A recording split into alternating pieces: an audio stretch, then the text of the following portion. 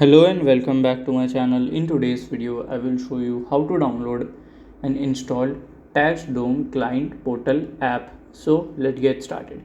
So to download that, you have to follow this easy step. So if you are an Android user, you should must use your Google Play Store, and if you are an Apple user, you should must use your Apple Store. Just go to the Google search bar and search for the TaxDome Client Portal app. Okay, so from here, as you can see, just press on here, click on install button, and it will automatically download and install the app on your device.